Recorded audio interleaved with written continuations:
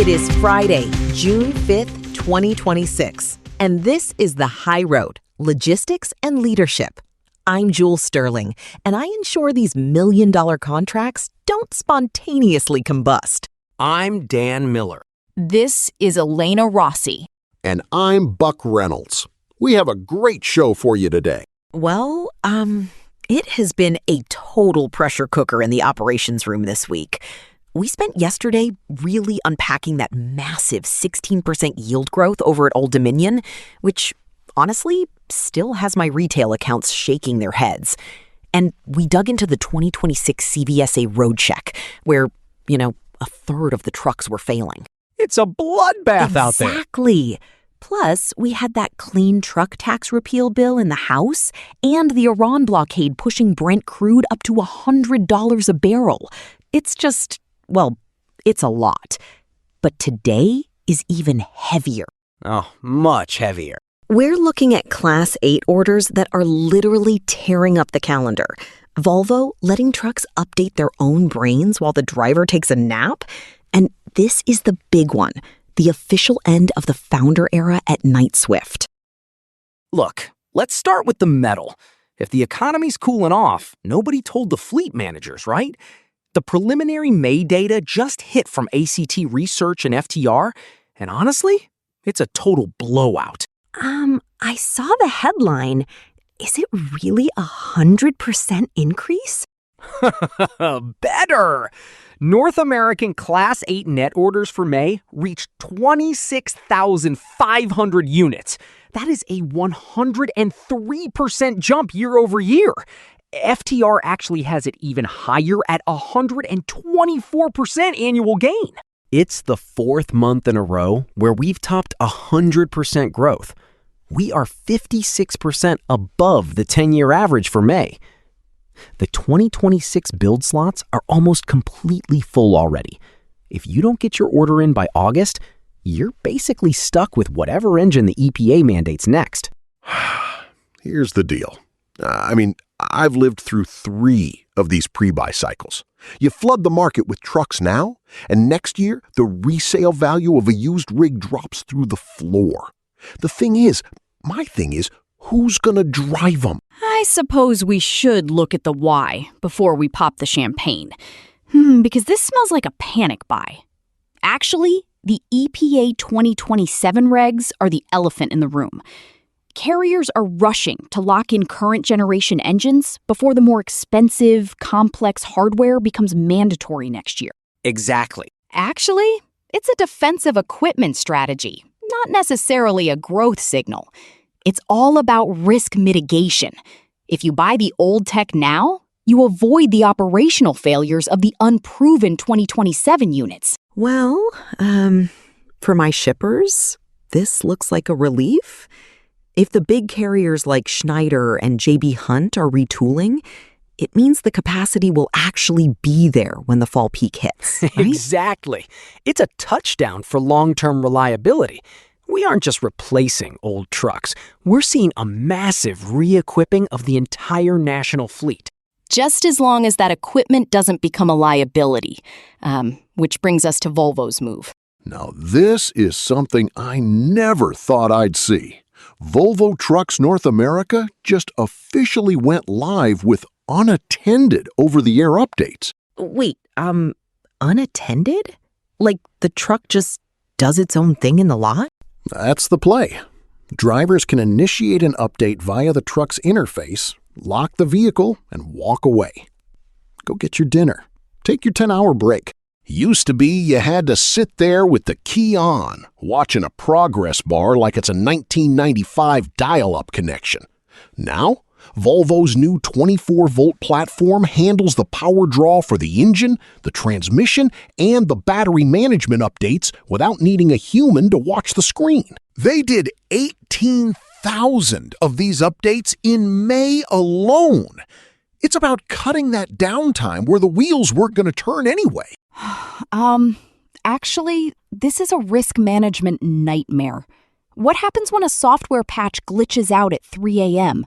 and the driver isn't there to notice the error message? Exactly.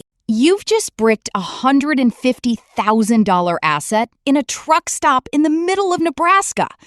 I mean, I suppose it's efficient, but complacency is always the precursor to a tech-driven catastrophe. But it cuts unplanned stops by 24%, Elena. That's revenue back in the pocket. Right. You're taking downtime that used to happen at a dealership and moving it to the dead time. It's just, look, it's a win for everybody who wants their freight moving on time. Well, speaking of efficiency and engineering, I want to take a quick second to recognize what's happening behind the scenes of this show. Strategic logistics requires world-class engineering. This show is powered by The Stack, developed by Eric Christensen at Neural Network Media. Support the architect behind the code. Visit our Patreon at patreon.com/Neural Network Media for a free trial and access to our daily briefing PDF. It's the playbook you need to stay ahead.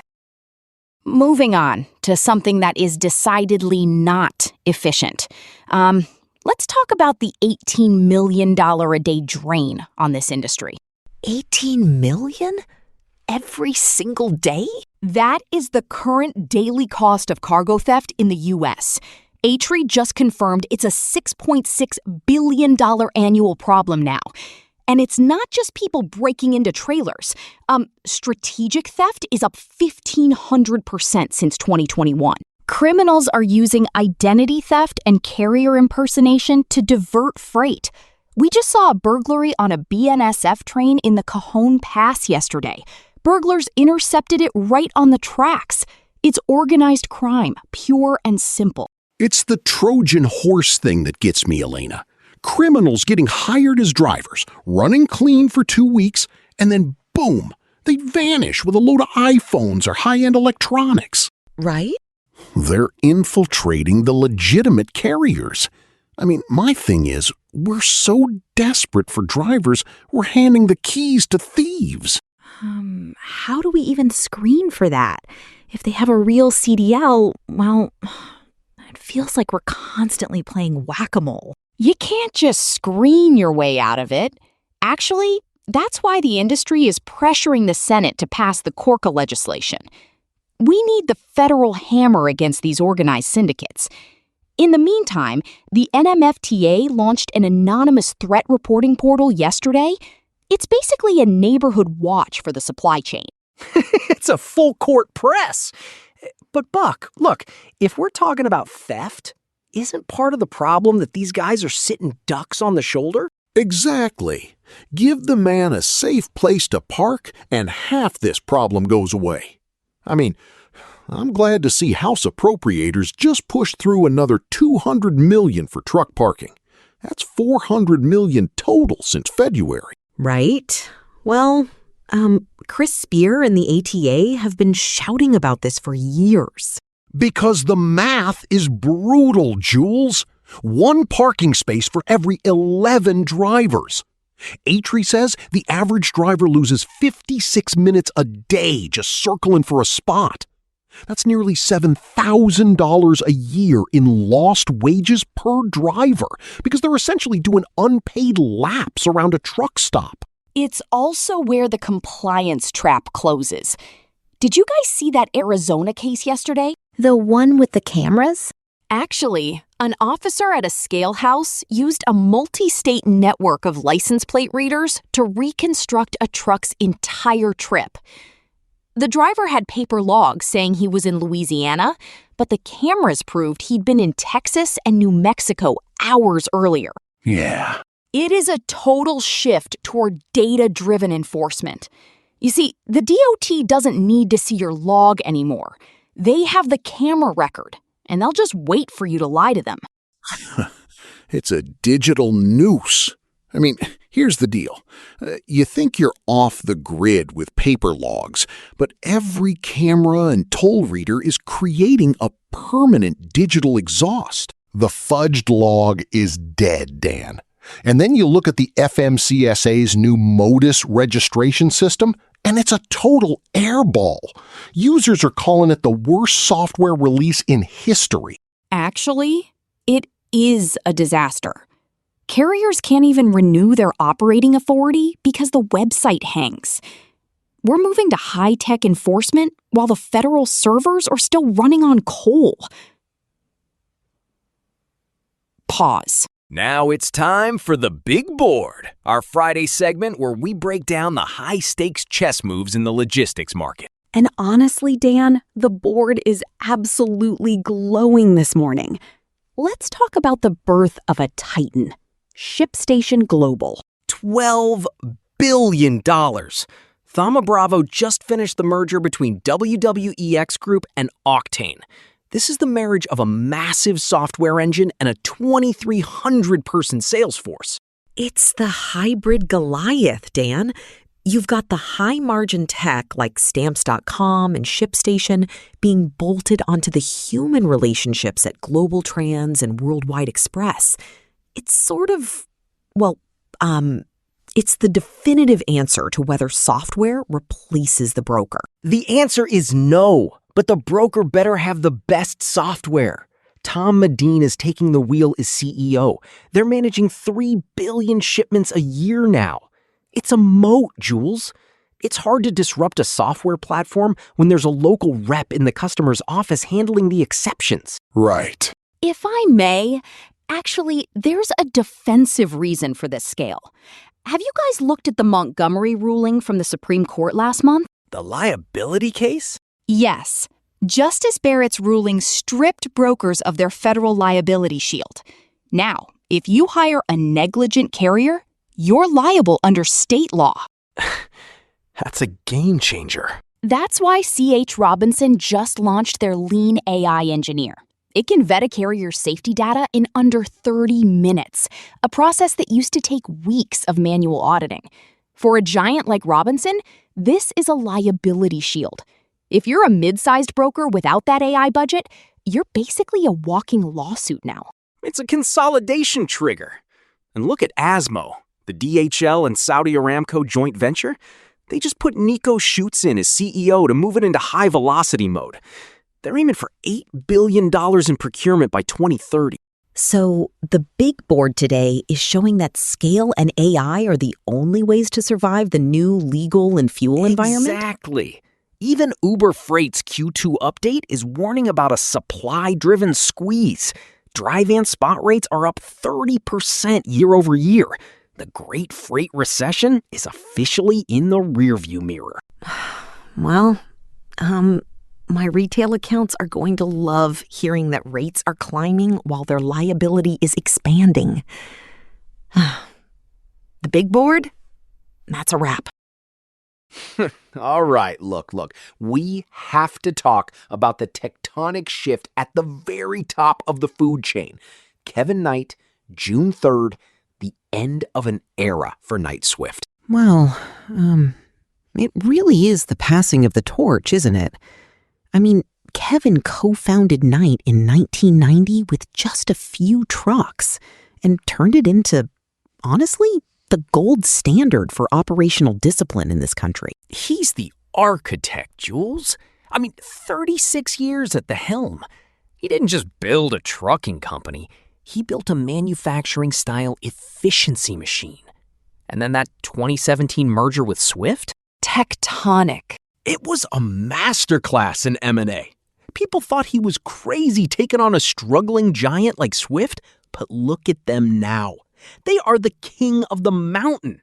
And now, at 69, he's officially retired as executive chairman. The thing is, he's not just walking away into the sunset. I was looking at the SEC filings that came through yesterday. This consulting agreement is massive. $20 million, right? Yeah. $20.25 million over 24 months. Half of it, over $10 million, is payable by June 12th. That tells you everything you need to know about how much the board still wants him in the room. Actually, it makes sense from a risk management perspective. You don't just let the man who knows where all the bodies are buried walk out during a fuel crisis and a regulatory overhaul. Actually, David Vander Ploeg is the new chairman, and he's an independent director.